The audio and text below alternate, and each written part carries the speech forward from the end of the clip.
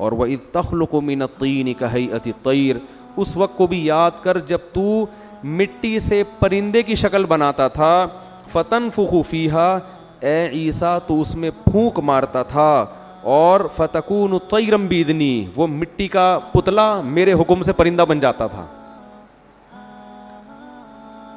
اللہ حضرت عیسیٰ کو قیامت کے دن عدالت کے کٹہرے بلا کے یہ سارے احسانات گنوائیں گے.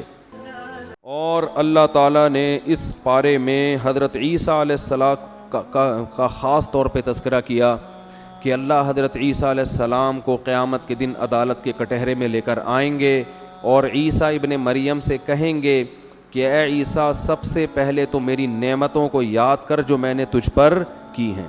وہ نعمتیں کیا ہیں؟ ایتک بروح القدس، مقدس روح کے ذریعے میں نے تجھے طاقت دی. وہ جبریل علیہ السلام ہر وقت حضرت عیسیٰ کے ساتھ رہتے تھے. تکلم الناس فی المہدی کہلا، فی المہدی و کہلا، تو لوگوں سے ماں کی گود میں بھی ہم کلام ہوتا تھا اور ادھیڑ عمر میں بھی. یعنی قرب قیامت میں جب نازل ہوں گے اس وقت عمر زیادہ ہوگی نا، تو اس وقت بھی اور ماں کی گود میں بھی تو نے لوگوں سے کلام کیا ہے. یہ بھی میرا تجھ پر احسان.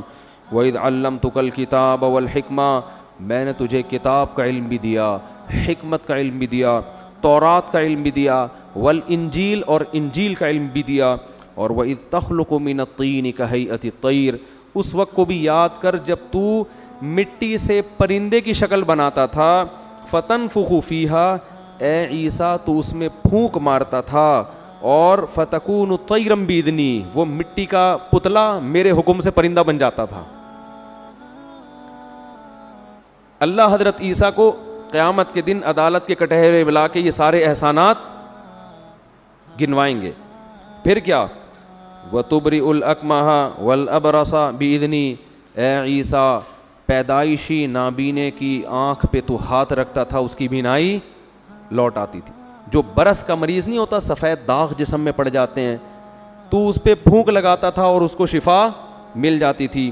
وَإِذْ تُخْرِجُ الْمَوْتَى بِإِذْنِي، سب سے بڑا معجزہ، مردے کو کہتا تھا قم بِإِذْنِ اللہ، اللہ کے حکم سے کھڑا ہو جا، اور مردہ زندہ ہو کے کھڑا ہو جا. تبھی تو عیسائیوں نے حضرت عیسیٰ کو خدا بنا لیا کہ بھئی یہ تو وہی کام کر رہے ہیں جو کون کرتا ہے؟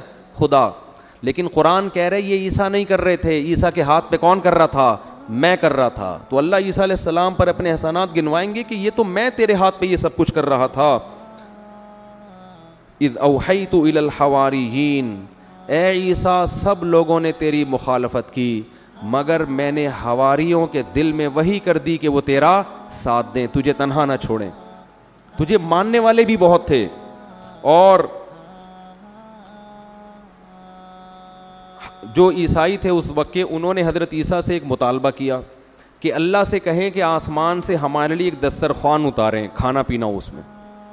حضرت عیسیٰ علیہ السلام نے فرمایا اللہ سے ڈرو، تم کیسا بےہودہ مطالبہ کر رہے ہو. تو وہ کہنے لگے کہ ہم یہ چاہتے ہیں کہ ہمیں آپ کی نبوت پہ اور اطمینان ہو جائے. تو حضرت عیسیٰ نے اللہ سے دعا مانگی. قال عیسیٰ ابن مریم اللہم ربنا انزل علینا مائدۃ من السماء، اے اللہ آسمان سے دسترخوان اتار دے جو ہمارے لیے عید کا دن بن جائے. پھر وہ اللہ نے فرمایا میں اتار تو رہا ہوں، انی منزلھا، اتار رہا ہوں، لیکن اس کے بعد اگر کسی نے ناشکری کی تو میں اسے ایسا عذاب دوں گا کہ پورے جہان میں نے کسی کو ایسا عذاب نہیں دیا ہوگا.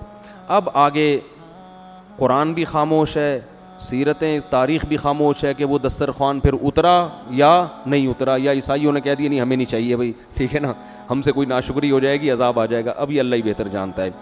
اللہ نے سورہ مائدہ کے آخر میں پھر حضرت عیسیٰ علیہ السلام سے فرمایا کہ اے عیسیٰ جب عدالت کے کٹہرے میں اللہ لائیں گے نا حضرت عیسیٰ کو، تو اللہ کہیں گے یہ میرے تجھ پر احسان تھے، اور اب تو بتا اَأَنْتَ قُلْتَ لِلنَّاسِ، کیا تو نے لوگوں کو یہ بتایا تھا اتخذونی و امی الہین من دون اللہ، کہ اللہ کو چھوڑ کر مجھے اور میری ماں کو معبود بنا لو؟ کیا تو نے لوگوں کو یہ کہا تھا؟